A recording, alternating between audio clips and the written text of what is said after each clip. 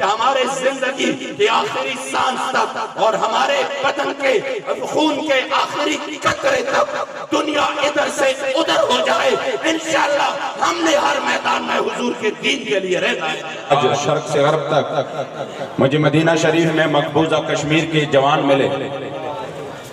اور مجھے دیکھ کر وہ دوڑے آئے، انہوں نے کہا آپ حضور امیر المجاہدین کے ساتھ ہیں؟ میں نے آپ کو دیکھا ہے۔ میں نے کہا جی میں ان کا غلام ہوں۔ تو فرمایا بخدا مقبوضہ کشمیر کے ہمارے جتنے بھی مسلمان بھائی ہیں، جب سے میرے کریم آقا کے غلاموں کی یہ جماعت تحریک لبیک یا رسول اللہ حضور قبلہ امیر المجاہدین کے میت میں اور آپ کی قیادت اور سرپرستی میں میدان میں ہے، انہوں نے فرمایا خدا کی قسم ہمارے مقبوضہ کشمیر کی مسلمانوں کو بھی یہ امید پیدا ہو چکی ہے کہ اگر ہمیں کوئی اس کافر اور ظالم ان کے ظلم سے کوئی نجات دے گا تو وہ صرف اور صرف تحریک لبیک یا رسول اللہ ہی دے گا۔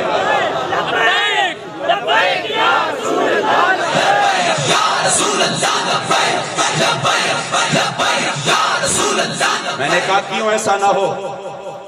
آپ ہی وہ قائد عظیمت ہے کہ جنہوں نے امت کو یہ جذبہ عطا کیا ہے۔ وہ لوگ جو شاید امن کے حوالے سے اپنی جو بزدلی تھی وہ چھپا رہے تھے، آپ نے میدان میں آ کر کہا، آپ نے فرمایا، یہ آپ نے سنا ہوگا حضور امیر المجاہدین فرماتے ہیں میں حضرت سیدنا خالد بن ولید کی مزار پر انوار پہ گیا، شام گیا، ادھر میں نے آپ کے مزار مبارک پر آپ کا جو آخری قول مبارک تھا وصال سے پہلے وہ میں نے دیکھا، اور وہ قول یہ تھا قول خالد بن الولید حین حضرہ الوفات لقیت کذا و کذا زحفا فما فی جسدی شبر الا وفیہ ضربۃ بسیف او رمیۃ بسہم او طعنۃ برمح، میں فلاں مارکے میں شریک رہا، اتنے مارکے میں شریک رہا کہ میرے سر تاپا جسم پر کوئی ایک بالش جگہ نہیں بچی جہاں پر تلوار نیزے یا کوئی تیر کا زخم نہ ہو، میں سر تاپا زخمی ہوں، مگر آج جو مجھے موت آ رہی ہے وہ اپنے بستر پر آ رہی ہے، وہ میدان کارزار میں نہیں۔ تو آپ نے آخر میں فرمایا کہ میں دنیا کے بزدلوں کو ایک پیغام دینا چاہتا ہوں، اور وہ پیغام کیا ہے جس کو میرے قبلہ امیر المجاہدین اپنے خوبصورت انداز میں یوں بیان فرماتے تھے کہ جب آپ نے فرمایا فلا نامت آئین الجبنا، اگر موت نے آنا تھا تو حضرت خالد کو تلواروں کے سائے میں آنا تھا، اگر موت نے میدان جہاد ہی میں آنا تھا تو میں نے تیروں کی بارش میں اس موت کو بہت زیادہ ڈھونڈا مگر ادھر بھی نہیں ملا، میں نے نیزوں کے سائے میں بھی ڈھونڈا ادھر بھی نہیں ملا، اگر تم اس وجہ سے ڈر رہے ہو کہ میں میدان میں نکلا موت آ جائے گا، بچے پیچھے رہ جائیں گے، کوئی نہیں بچے گا،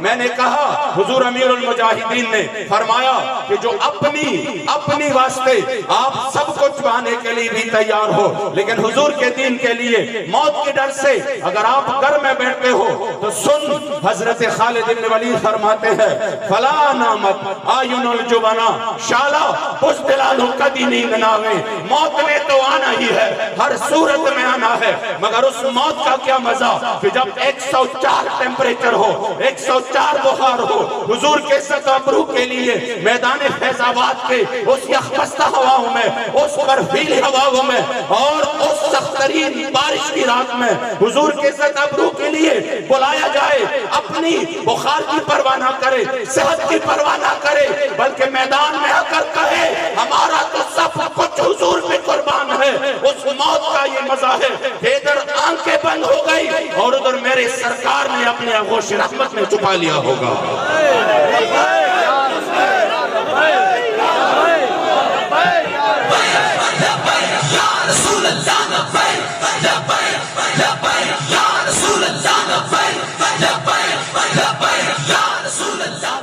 اس لیے موت نے تو آنا ہے ہر صورت۔ اگر ہم صرف اس ڈر کی وجہ سے بیٹھے رہے کہ نہیں پھر ہمارا کیا ہوگا، ہماری بال بچوں کا کیا ہوگا، تو یہ تو واللہ العظیم حضرت خالد بن ولید فرما گئے کہ بچنا تو کسی نے بھی نہیں ہے، کبھی کرونا سے، کبھی ڈینگے سے، اور کبھی آپ کو ہائی بلڈ پریشر سے، کبھی شوگر سے، مگر بخدا اس موت کا تو مزہ ہی جدا ہے کہ میرے سرکار کے تلوار مبارک پر جو شعر احد کے دن لکھے تھے، اور وہ شعر یہی تھا، فی الجبن عار وفی الاقبال مکرمۃ والمرء بالجبن لا ینجو من القدر، آگے بڑھنے میں عزت ہے، اور جو موت کی ڈر کی وجہ سے پیچھے رہا تو وہ ذلت سے نہیں بچ سکتا، وہ موت سے تو نہیں بچ سکتا، البتہ ذلت پھر ان کا مقدر بن جاتا ہے۔ اس لیے حضور امیر المجاہدین نے اس قوم کو ناموس رسالت کے لیے جب آزان دی، اور اس حال میں جب ہر طرف بے حسی چھائی رہی، جب ہر طرف لوگ اپنے اسلام کی اصل روح سے ناشنا ہو چکے تھے، تب آپ نے کریا کریا جا کر، آپ نے جگہ جگہ جا کر ناموس رسالت کی آزان دی، اور وہ یہ آزان ہے۔ تاریخ دمشق میں ایک روایت ہے کہ حضرت سعد ایک مرتبہ میرے کریم آقا کے ساتھ جب باہر تشریف لے کے جا رہے تھے، سامنے سے کچھ کفار جس میں حبشی تھے، وہ ایک دو میرے کریم آقا کو دیکھ کر ایک دوسرے کے ساتھ چپ چپائے بات کرنے لگے۔ حضرت سعد کو خطرہ ہوا کہ یہ کہیں میرے کریم آقا کو نقصان پہنچانے کے لیے مشاورت کر رہے ہیں۔ آپ فوراً ایک کھجور پہ چڑھے اور اذان شروع کی۔ میرے کریم آقا نے فرمایا سعد ابھی تو وقت نہیں ہے اذان کا، بے وقت اذان کیوں دے رہے ہو؟ آپ نے فرمایا حضور وہ سامنے دیکھ رہے ہو، وہ دشمن کچھ مشاورت کر رہے ہیں، مجھے یہ خطرہ محسوس ہو رہا ہے کہ یہ آپ کو تکلیف نہ پہنچائے، اس لیے میں اذان دے رہا ہوں تاکہ لوگ جمع ہو جائے۔ یہ اذان ناموس رسالت ہے اور وہ آپ کی حفاظت کے لیے۔ میرے کریم آقا نے یہ نہیں فرمایا بے وقت اذانیں نہیں ہوتی، میرے کریم آقا نے یہ بھی نہیں فرمایا مجھ سے پوچھ کر کم از کم اذان دیا ہوتا۔ آپ نے فرمایا کہ آپ نے میرے ناموس کی خاطر جو اذان دی ہے، اگر بے وقت دی ہے یہ بھی قبول ہے، اور میں آپ کو اس کے اعزاز میں یہ دینا چاہتا ہوں کہ جب بھی بلال نہ ہو تو بلال کے بعد اگر میرے مسجد نبوی کا مؤذن ہوگا تو وہ آپ ہی ہوں گے۔ حضور امیر المجاہدین نے ہر جگہ پر یہ اذان دی کہ اٹھو میرے کریم آقا سے وفا کرو، او چودھریوں، او نوابوں، او خانو، اٹھو میرے کریم آقا سے وفا کرو، ورنہ قیامت کے دن پھر آپ اپنے کریم آقا کے سامنے کس منہ سے جائیں گے؟ آپ نے فرمایا اگر میرے کریم آقا نے کچھ نے سوال کیا تو کیا آپ کے پاس تو جب دنیا کی بات ہوتی سب کچھ تھا، اور جب میرے کریم آقا کے دین پر بات ہو تو آپ کے ماتھے پر شکن بھی نہیں آیا، تو آج آؤ تو حضور سے وفا کرو، کیونکہ آپ فرماتے تھے آج لے ان کی پناہ، آج مدد مانگ ان سے پھر نہ مانیں گے، قیامت میں اگر مان گیا۔ آج ہم حضور امیر المجاہدین کی روح مبارک سے وفا کرنے آئے ہیں، ہم یہ عہد کرتے ہیں، ہم حضور امیر المجاہدین کے روح سے یہ عہد کرتے ہیں کہ ہمارے زندگی کی آخری سانس تک اور ہمارے بدن کے